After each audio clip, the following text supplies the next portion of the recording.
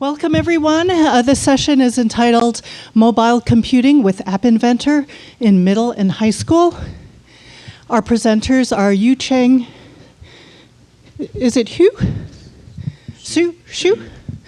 Chinma Uche, Josh Sheldon, and Fred Martin. So if you could each give a 1 or 2 sentence introduction of yourself. Absolutely. Okay, thank you. So I will lead off. My name is Josh Sheldon. I'm the Director of Strategic Programs for the App Inventor Project at MIT, which means I do education program development as well as business development and other things as assigned. Oh goodness, I thought I turned caffeine on, but apparently not. Let me quickly do that.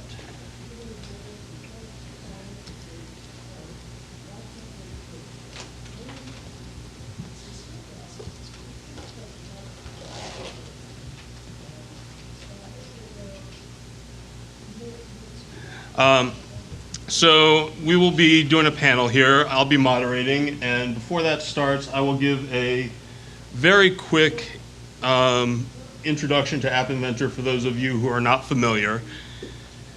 And let's see. Then we'll go on to 3 programs from 3 wonderful people who are working with App Inventor in one way or another. So App Inventor is a cloud-based tool that allows for the creation of Android apps using blocks-based programming. Those are a lot of words, but you have a designer window that you can see up here into which you can drag components to build the UI of your app and the skeleton functionality. And then you flip to a code view, a blocks view, where you wire together the blocks. And each of the components come with its own set of custom blocks, as well as there being a set of built-in blocks that do things like control flow and logic and mathematical operations. Things to note about App Inventor: it is a completely event-based programming environment. So everything that happens has to be triggered by some event on the device. You can do real-time testing as you program with a connected device or emulator. So that's really, really powerful for students. As soon as they drag a block in, they see the change immediately and they can test it on the device that they're using. And you have the option to compile your project to an APK, which is a standard Android application package, and then distribute however you want, including on various stores like the Google Play Store. With that, I'll pass it to Yu Cheng. Thanks, Josh. Hi, everyone. My name is Yu Chang Xu. I could be remembered as You Change Your Shoes.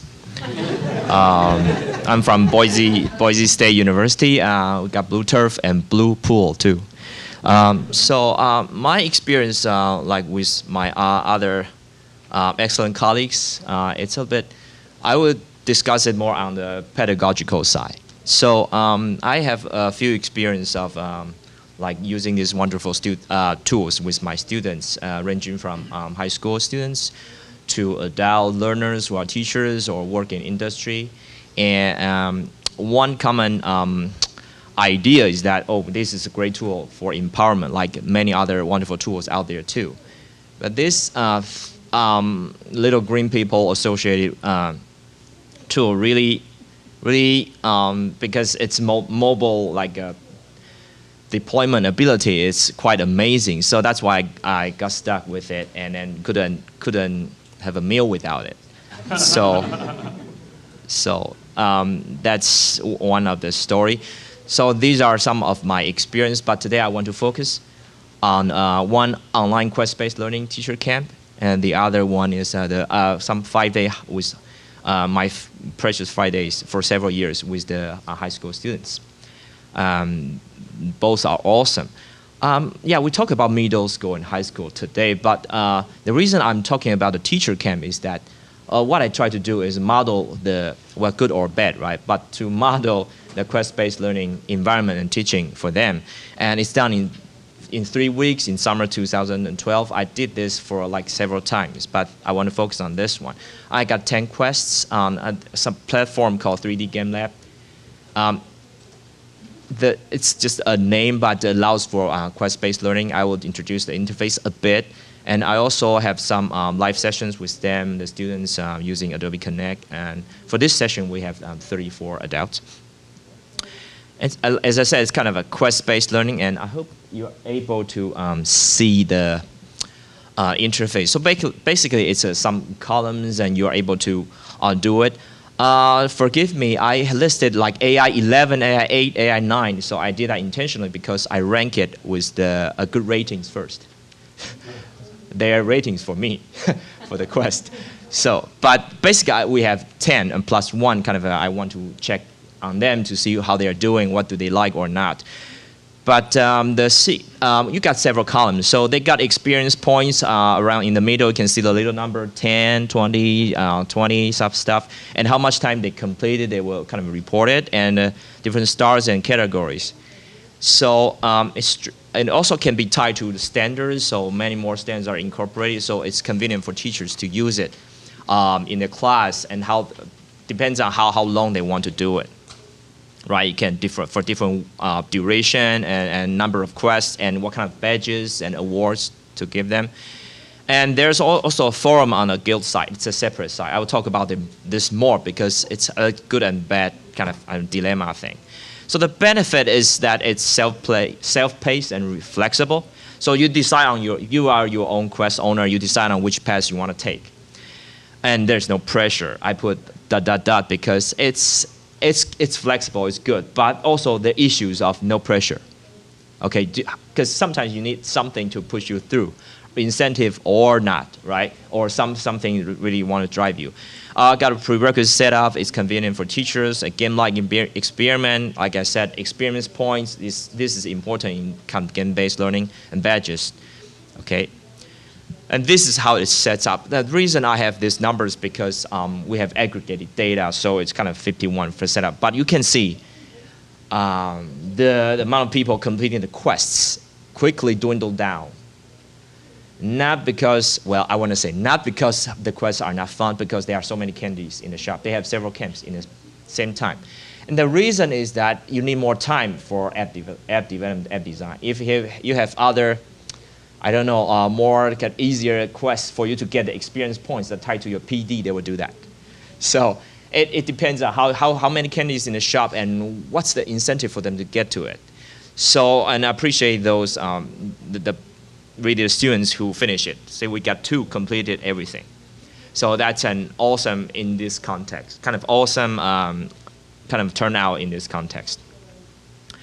So what I learned is that, they did kind of responded, oh no, what do we do? I mean, what they hope is that everything is in one place, because you need to log in, log out, and track things here and there. Sometimes even I will forget I'm the kind of a quest provider. So it's kind of a little bit issue with that. And when they can get on to Adobe Connect for live meeting, they're very thrilled to get the real people to support that, especially when you feel alone in programming things, right? So proximity and integration really matter. And the complication, like I said, there's no sense of failing. Okay, I want to do some other, like maybe it's awesome quest, but Google Apps for Education, I got immediate use in certain people's mind, right? So they will probably go for that or some other area of design. So they don't feel the immediate pressure, and for this kind of offering, they can come back to take it anytime within a year.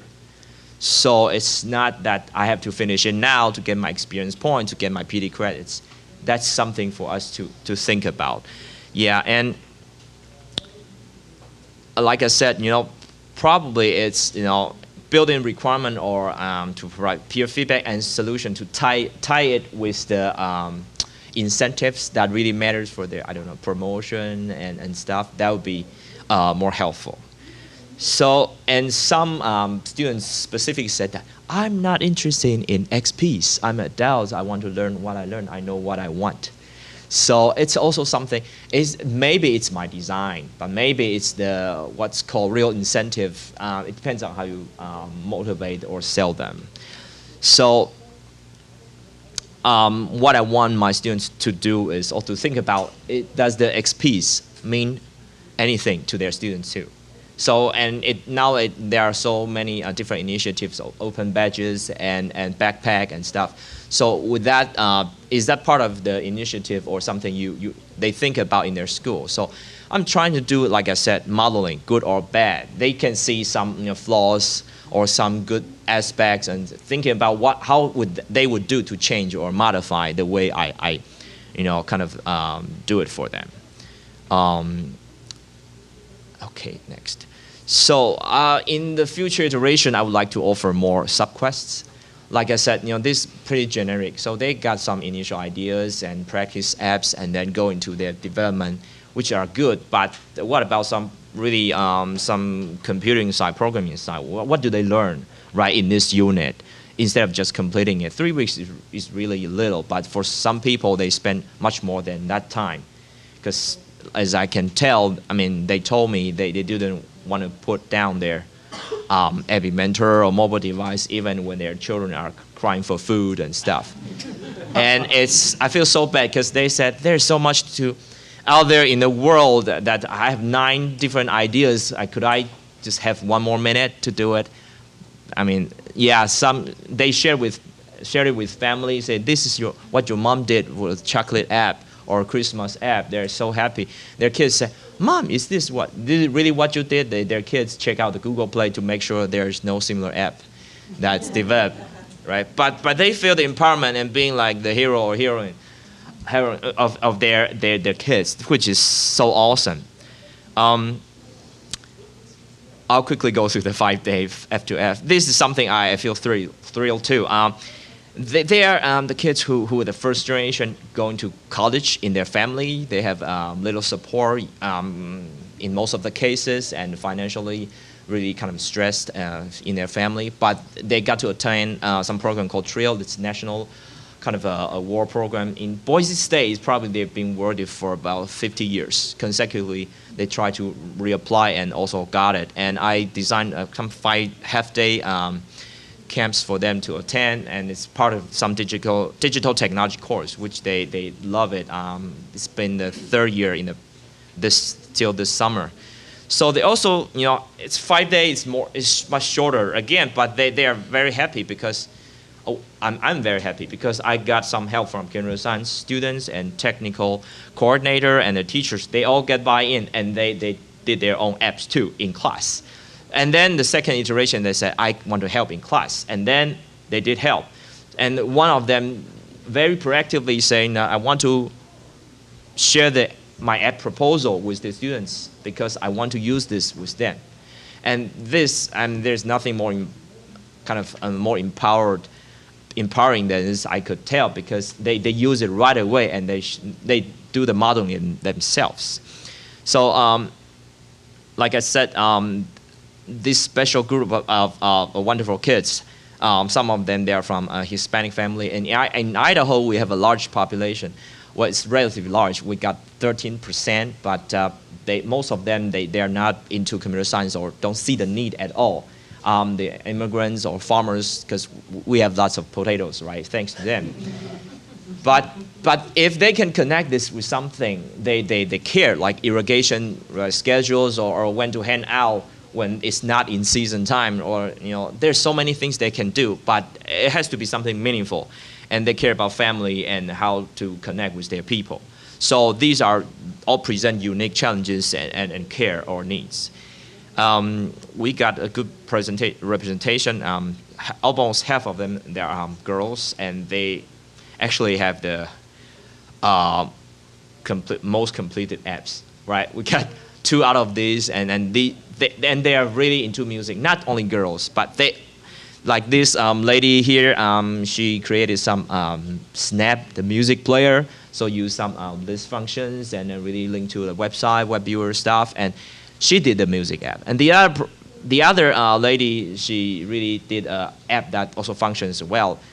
Most of their points are really, I want to have someone could play this and use it when they are bored. So you can imagine how bored they would be without computer science, right? So said they can use this tool to do it, and she just play it, and the other little gentleman, literally little, but he plays on 3 intramural teams. That's amazing, and he created a lullaby app for my son. So he said, I want to create this because Dr. Shu's son might be bored and stuff, and I want to help him as well. So it's a good experience. I mean, this can also show that they care about people around themselves, right? So it's an awesome experience. So like I said, the other example I didn't share is that they like game apps as well. Now this year, one student really creates, I think more than half of my students create game apps. They have, it's called Tater Challenge. So literally potatoes flying around, try to jump across the walls. I said, you don't have enough potatoes, but they just can't have enough of it. But it's so awesome. And the other also did the music apps too. And they at the end of the day, they try to create some sales pitch to sell their apps. Why or why not? Why the interfaces make sense? Why do people want to download it even for 1 cent? So this is something I challenge them. And most of them are interested in completion first. So if they got tutorial, they want to see all the blocks reflected on their screen. And then come back to say, okay, why is this the case?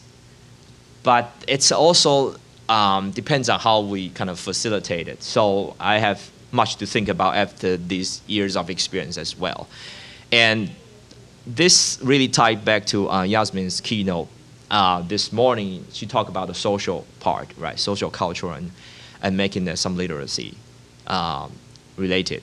And it's really what I didn't ask them to partner because I asked them to have your own app, but they didn't really listen to me, right? They talk to each other. Hey, check out my ideas. Hey, I took a photo of you, and then I'm going to draw on your face, so make you look bad and stuff like that. So it's very funny, but they don't take it personal offense. They just feel good that I have the ability to take it in there and using the sensors and of course thanks to the powerful App Inventor environment, it's very fun even for me to observe the ideas and how they kind of make fun of each other and present it. So. Yeah, I did with my assistant set up everything because 5 half days is really too short. I provided additional assistance for them to say, hey, I want to do it at home. Or some of them don't have it, but how do you do the emulator stuff? So I do that afterwards. Otherwise, the precious time, they could explore with the tools. I try to avoid the frustration. Sometimes get involved. And yeah, they like to present to someone they know. And the director of the program also came and they said, this is awesome. So they said, let's do it, again and again. So it's a thrilling experience for me personally. It's catharsis, if I may say that. So it's very cool. Yeah, so I have some information on the slides too. So I'll leave it to Josh and and Fred and Jim, so we can all see this in perspective. Thank you. Great, thank you, Jim.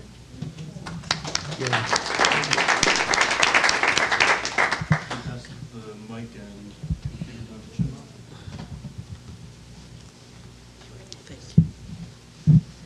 Hello. Can the people at the back hear me? Okay, thank you. My name is Chinma Uche. I'm a math and computer science teacher at the Greater Hartford Academy of Math and Science. My school has a full day, we are a half-day school, but we have a full-day component that's called the Academy of Aerospace and Engineering. I happen to also be the president of CSTA chapter, the Connecticut chapter. So I like to see myself more as a CSTA person than any other thing. I'm also the co-PI of the Mobile CSP project. That's a project we want to use App Inventor as a programming tool to get computer science into Connecticut high schools. So I have varied experience of App Inventor. I was introduced to it in 2010 by Professor Morelli. And that's from the first day. I liked the fact that within 15 minutes, I could produce something tangible and I had it on my phone. it made a lot of impact on me. I'm not talking about on my students.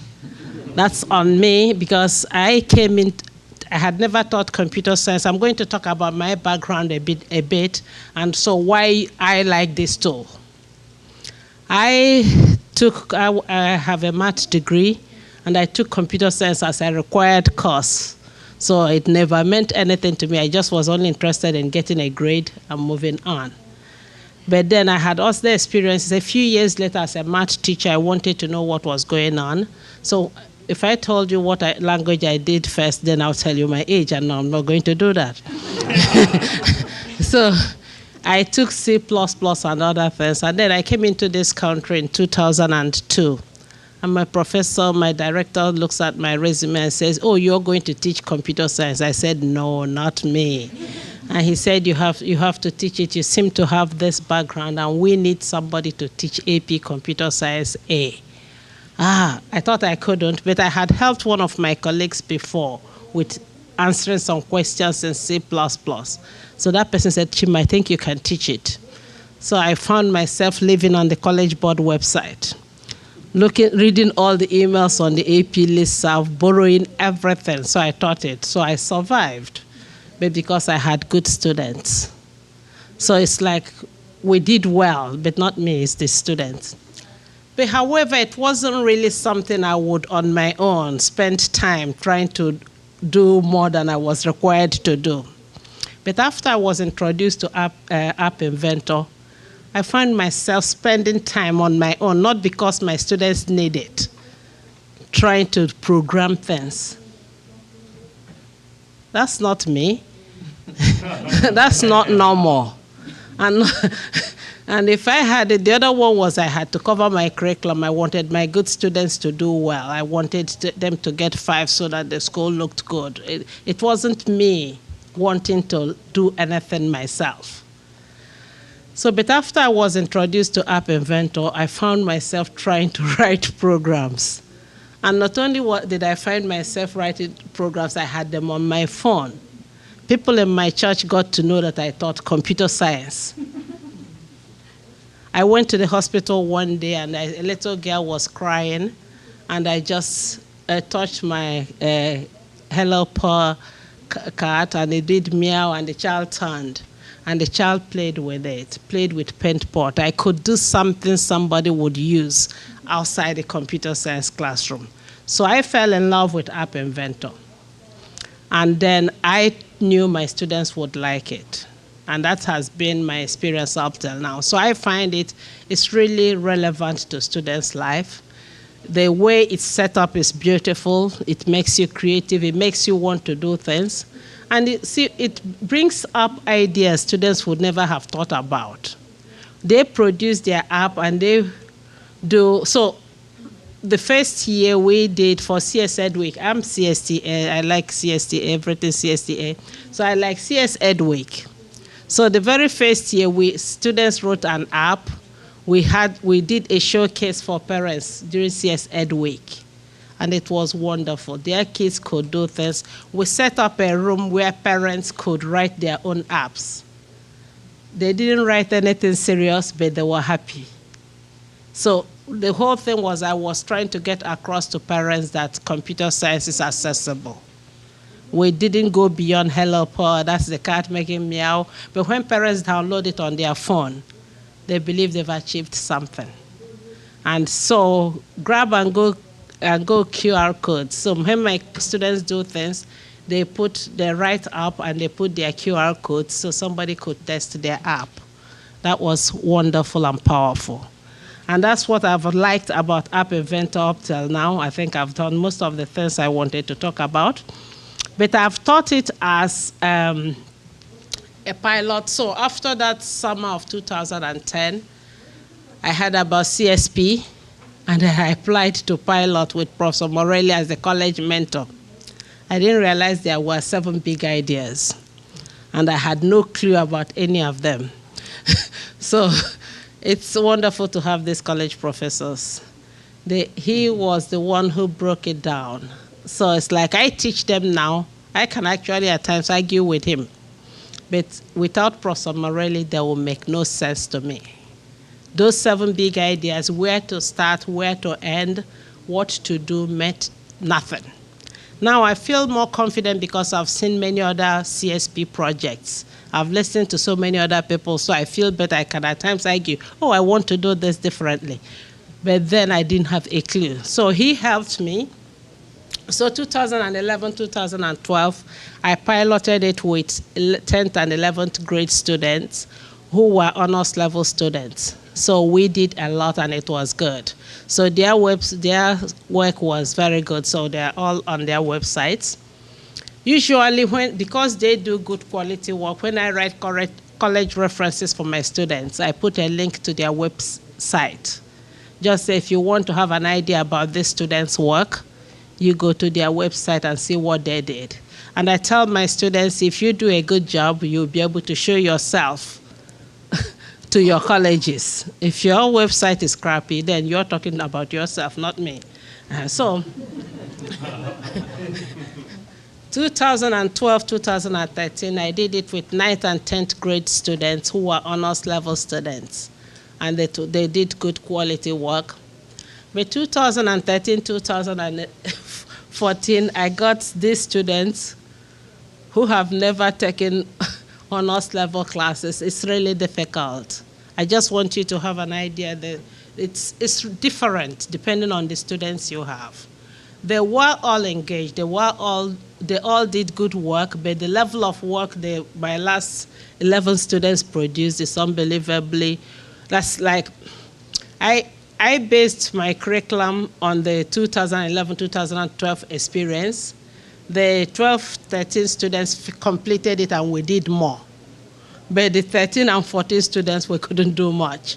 But that's because of the motivation. They were happy to build apps. They didn't want to do any other thing. The writing was difficult.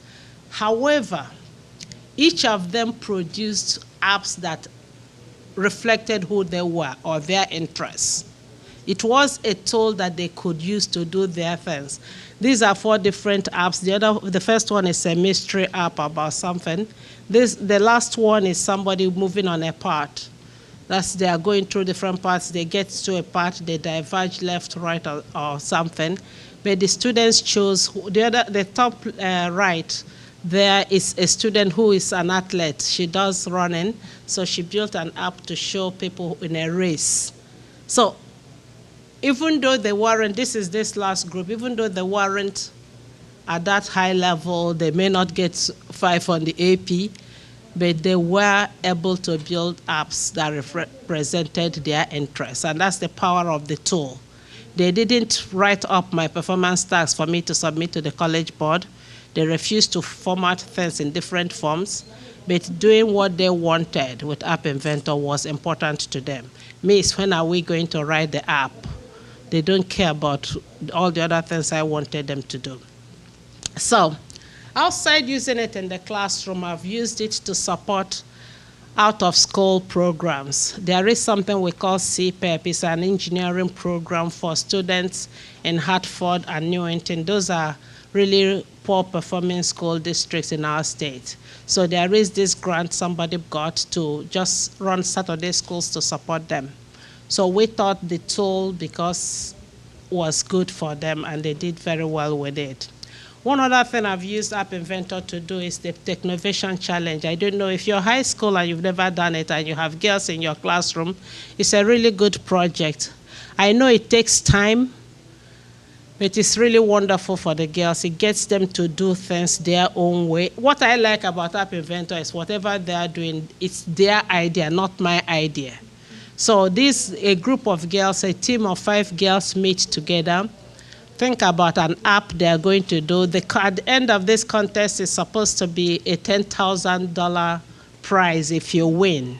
And to win that prize, you need to design an app, say how you market it, what you would do with your $10,000, and how much you would make, how you grow your company. They are going to build a company. And so these girls learn how to really do designing, budgeting, first year, what are my expenditure, who is going to help me do this. They produce something very good.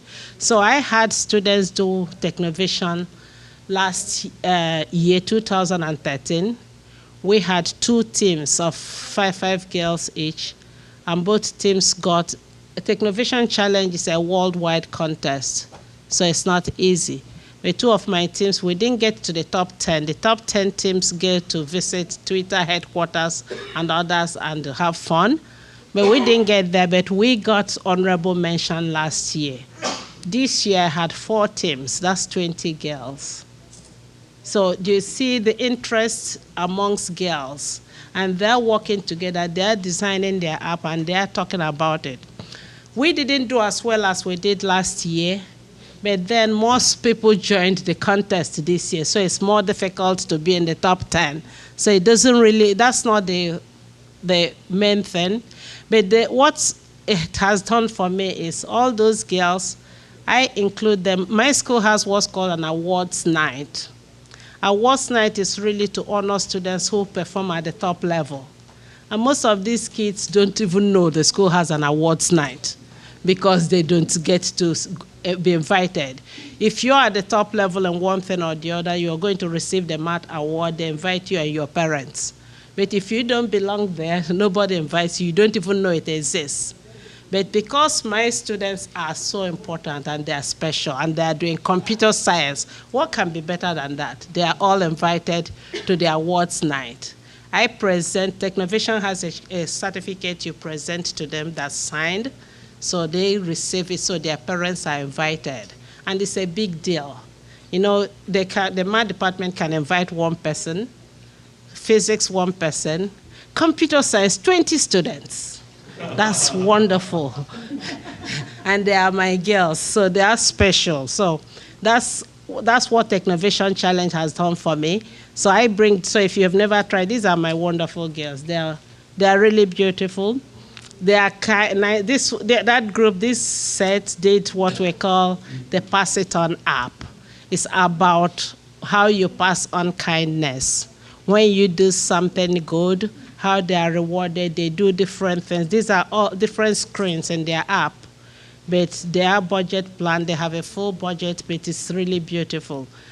So this is another 2013 team, so I'm trying to be faster. Their app is still very good. So theirs is, they have a Prezi, they have a website, all of them have a Facebook page, but they are wonderful. I give them all certificates because I like it. And I can, and it encourages my girls. I am sure, even coming to the awards ceremony and knowing that the school honors people who achieve well will give them incentive to try more in whatever they do. Now, the other thing we have done is there are many others, App Inventor support. There are other contests my students enter in. So the boys always ask, you're doing this only for the girls? I say, yeah, because I'm sexist and girls are more important. However, there are other challenges like the House App Challenge, which students can enter into. The App Inventor Summit, which is hosted at MIT. I've had my students present there, and they accept posters from students. So those are things you can consider. So App Inventor lets you. For my AP students, after the AP exam, we had 1 month. We have AP first week of May or second week of May, but my school finished third week of June. So we had 1 month. And I usually ask my students after the AP exam, now think of what you would have wanted to do before, because you come into computer, we have 1 year of computer science. So they have their ideas about what computer science is coming in. And they come in and I lead them through the AP curriculum. Now, this 1 month you have, think of what you would have wanted to see in your computer science classroom. Investigate it and do it, or something. Choose something. You can do an App Inventor project. You can do whatever you want. This is 1 month, but write a draft, submit to me. If I approve, you do it. You have 1 month to produce something and you present it. And most of my students this year chose to write App Inventor, do apps. I guess it's because of they've seen the prizes the girls in NC with Aspirations Award get. These are girls who write apps too. So there are many different things. So these are products from my ACS students after the AP exam. And what it does is it shows you the differences, who they are as individuals. Like the one that has a Mickey, this is a girl that says she likes everything Disney. So what she did was a quiz app that asks people questions about everything Disney. I would not have known she had any interest in Disney and all the theme parks and knows everything about them if I didn't have this thing. So the different students produced different things. And there is a lot of online course. Our course is online, fully a 1 year project, the mobile CSP project. You can do the online course, you can do Technovision, is wonderful. I would want you to try it if you've not tried it. The only difficulty I saw with Technovision is we submit things towards end of April. And towards end of April is when the AP exam is about to take place. So the pressure on the girls to finish and to submit and to do AP. So I don't know how we can do it, but my recommendation to them this year was, if we can change the time, that would really suit my students. But otherwise, because of the engagement and because of the collaborative nature of their work, those girls produce a lot more than I can. And parents love it. So, and also I don't need to explain to my principal what I do because they see the products of the students. So, thank you. Great. Okay. I'll use the podium. So Fred Martin will be coming up next, and you'll notice he's a little bit different presentation style than the. Go ahead. Does he have this? Then the last Does he need two. this? Yeah. Okay, I'll do this. I like to stand in the front of the room, but then I have to use the mic, so I'll compromise over here. So you Okay, all right, for him. fine. I'm holding a microphone. Yeah, so I didn't make a slide for myself, so don't look at the screen while I talk, because there'll be two different things, and you'll get cognitive dissonance. So my name's Fred Martin. I'm a faculty member at UMass Lowell in the Computer Science Department. I've done a lot of work with CS Education, working with teachers. I joined the App Inventor project 3 years ago when it was moving from Google to MIT. And I'm also an alum of MIT, so I got to work with Hal Abelson, who was one of my professors when I was a student, which is awesome. We have a grant that Josh and I are part of that's to develop materials for undergraduate instruction around App Inventor. So that's not like really part of this conference. But anyway, so I'm part of the whole App Inventor community. I'm also a late replacement to this thing. So the presentation I'm going to give is it's like a technology preview. It's some cool technology, and we did do a one-day workshop with teachers just a couple weeks ago that led to some really nice work that I'll be talking about in the presentation. Before I continue, how many people use App Inventor? Like, you already know what it is, and you're like an active user. So only a few. Okay. Well, so you guys who haven't used it, you're getting an idea. It's this for making apps on mobile phones. By the way, that's been a theme running through the whole day for me, starting with Yasmin's presentation. So I was part of the MIT group. I was at the Hennigan School, and those kids making those educational software and making the packages for the software, and then making a marketing plan. That's the Technovation Challenge. Right? I mean, that was for elementary school kids, but it was just as real that they're making a real thing that matters and they're going to get it out into the world. Technovation Challenge is another version of that. The whole idea of making apps, it makes it really real. Okay, so I'm going to start talking about iSense, which has nothing to do with App Inventor, except it does. So iSense is a website. It should say that on this page, and it doesn't. It's a website that is a set of free tools for it's for collecting, sharing, and visualizing data. So we built it for the idea being that middle and high school math and science and engineering teachers would do data-oriented investigations with their kids. So next slide. So here's an example of what the home page looks like today. The site is based on contributed content. So basically you upload data sets and then you create visualizations. And it's all web-based in the browser. So a lot of the projects are like curated data sets that are produced by governmental or other agencies, and they put their data on the web. We bring it into iSense and make graphs. So here's a graph of global temperature anomalies over the last 150 years. I think you could see temperatures going up. That's not a surprise. Okay, so let's go to the next slide. So the key thing about iSense that makes it work is that we provide a little bit of structure around the data when you upload it. So first thing is you define a project. By the way, you're free to create an account. Accounts are free. As soon as you have an account, you can start authoring stuff.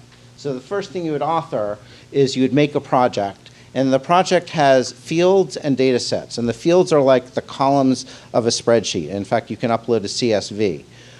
So you would have like timestamp as a field. You could have latitude and longitude, and then it's geospatial data, temperature. Then you could graph things on a map if you had a data set like that. And then you could upload multiple data sets one at a time, and then pick which ones you want to visualize, hit the visualize button, and start making graphs. Next slide. Okay, so in the last year, one of my graduate students has connected iSense and App Inventor.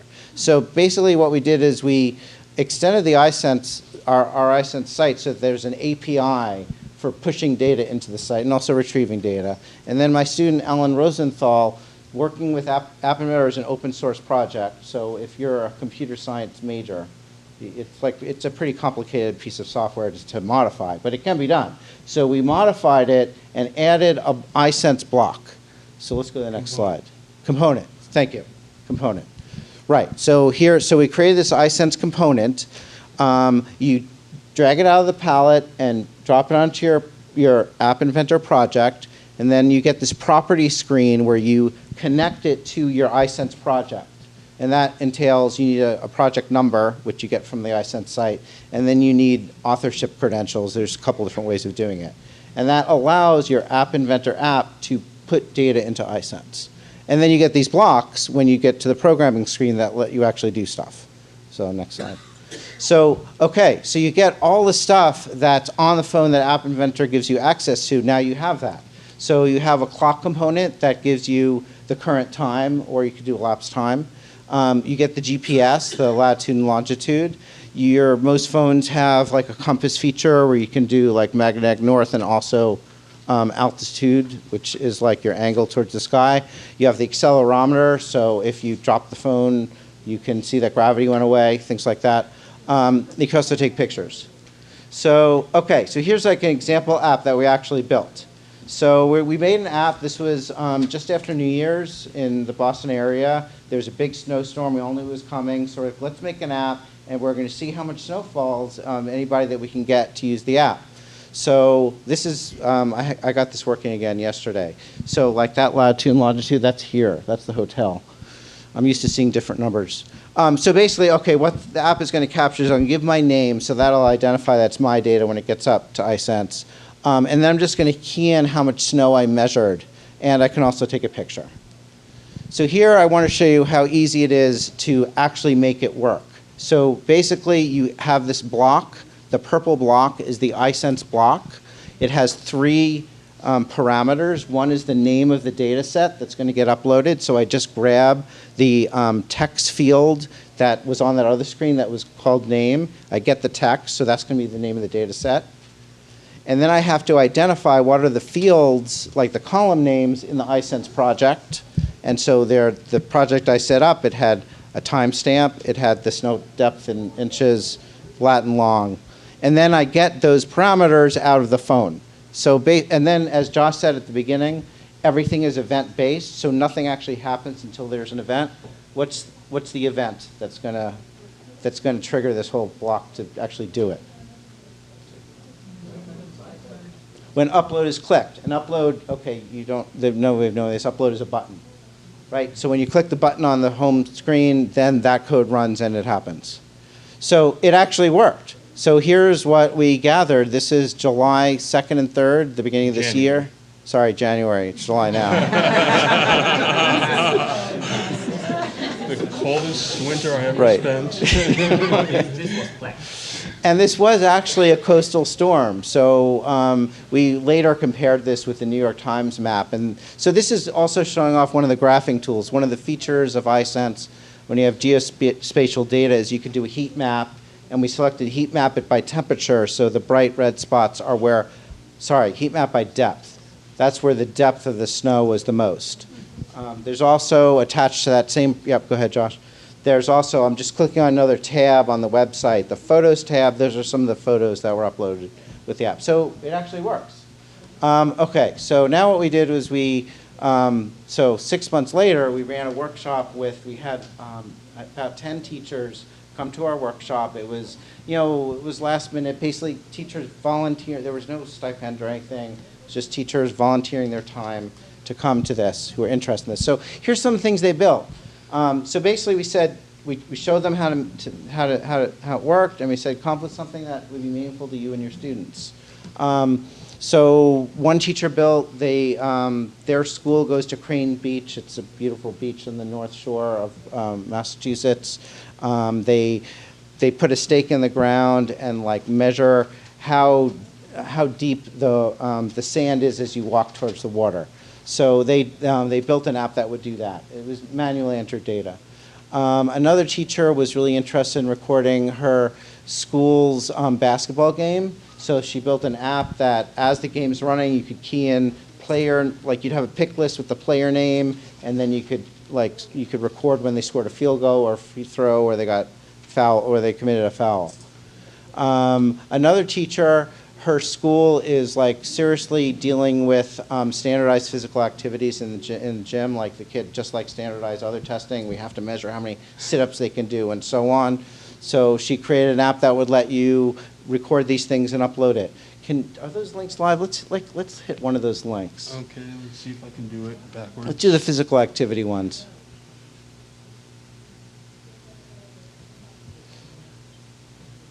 God, it actually works. So this is fake data that really got entered and uploaded from the app to iSense, right? So this is showing, actually, Josh, can you move the mouse? Is it, right, so she created 3 different activities, the mile run and the 100-yard dash and a circuit course, and then the bar graph is average beats per minute. So there's these tools that are off the screen here that let you change what the graph is showing. Okay, let's go back. So this is showing how once you get the data into iSense, then you could do cool stuff with it.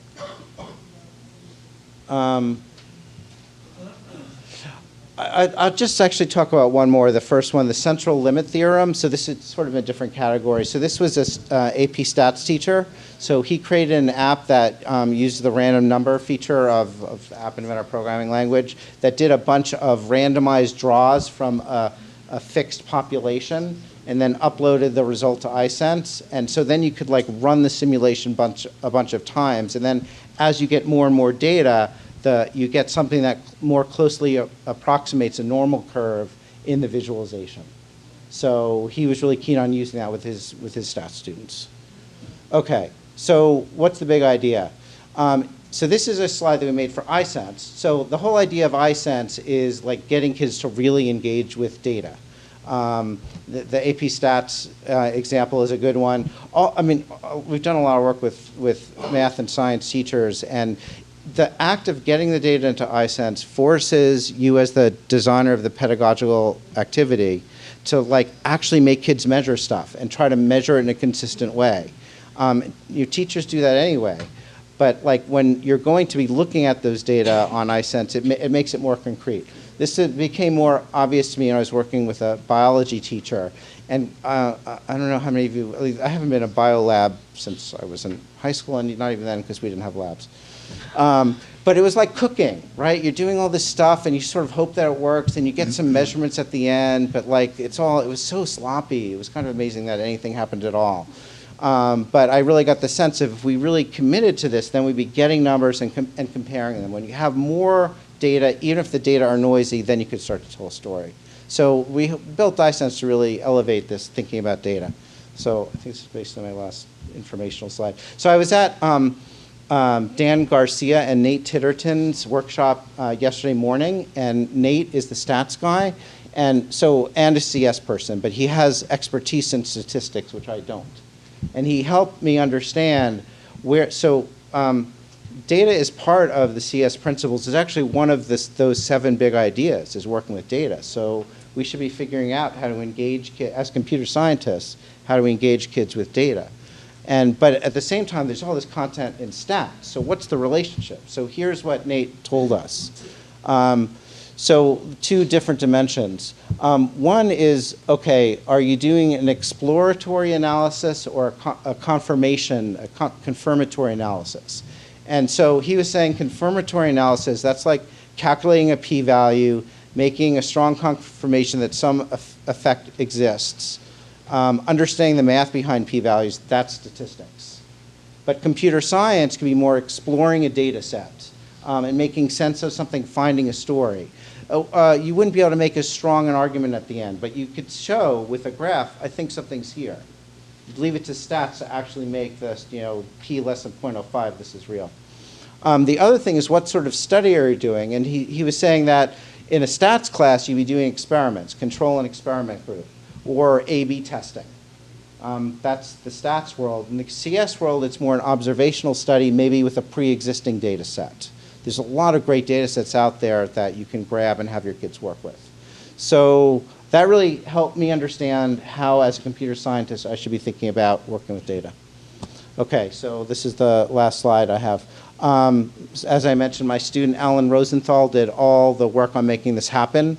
If you want to use it, these are the things you need to know. So you can take a picture of this slide. Well, so this is most helpful. Actually, if you've never used App Inventor before, don't start here. But if you have used it before, you already know what you're doing with App Inventor. You need to get our version of the companion app, which matches our site, and then that's the link to our version of App Inventor.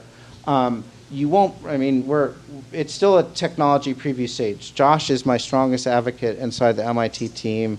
And we basically, yeah, and outside, here we are. This slide presentation going to be on the website for CSTA? I think they're collecting them. I hope so. Yeah. I mean, you're going to allow them to put it on, right? Yes, we're absolutely fine with it. I just haven't heard anything about it. If you want to use iSense or iSense plus App Inventor, please get in touch with me. We still have a grant that's going, and we're happy to work with you. Thank you. Thanks, everyone. Thank you.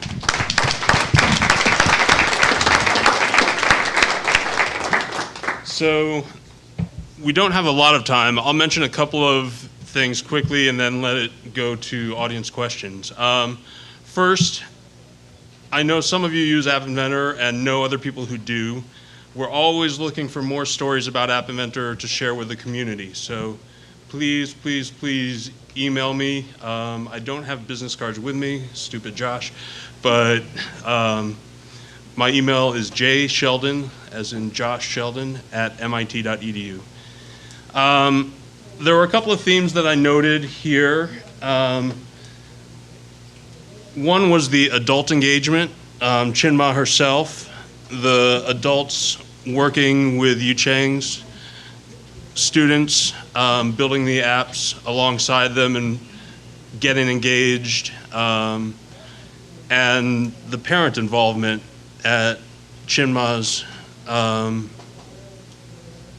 Expo night really were nice examples of, this is not just a tool for students. This is an empowering tool for anyone who may want to build an app. I don't know what's going on here. I'm sorry. With the screen. There we go. And the other piece that is related to that, I think, is the personal relevance of what you can build with App Inventor. And not limited at all to App Inventor, but maybe a little bit more enhanced because these are devices that are so personal to our everyday experience here in the US. So I think that's a neat theme, and with that, I'll just hand it off to the audience. Who has questions?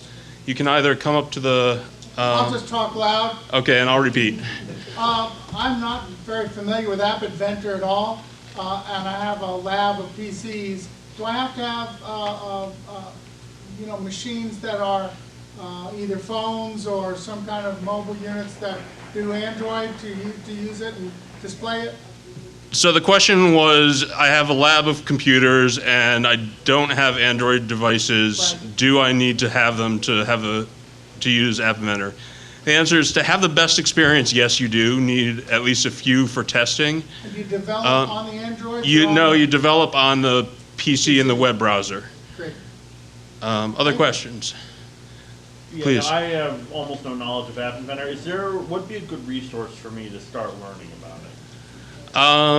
There are a number of them, either appinventor.mit.edu or appinventor.org. Both are very good resources.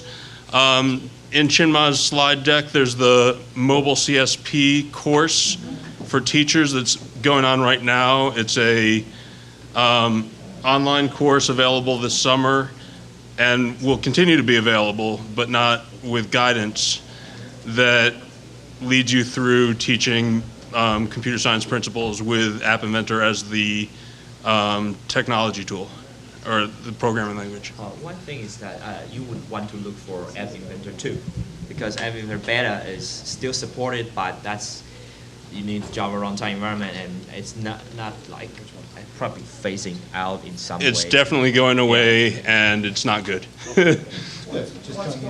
Yeah. I'm happy to say it's not as good as App Inventor 2. Okay, please. You mentioned contests and prizes and things like that. Do kids or faculty or anybody ever sell the apps and make money that way? Because I do have a student that had developed an app for the iPhone. He's paying for part of his college tuition. So I'm just curious. So can you repeat the question, John? Yeah. The question is, can students put sell their apps and make money off it? As at now, yes. I don't think any school district that I know of now requires that the apps belong to the schools. So for now, the apps are the students' properties. So they can do whatever they like with it.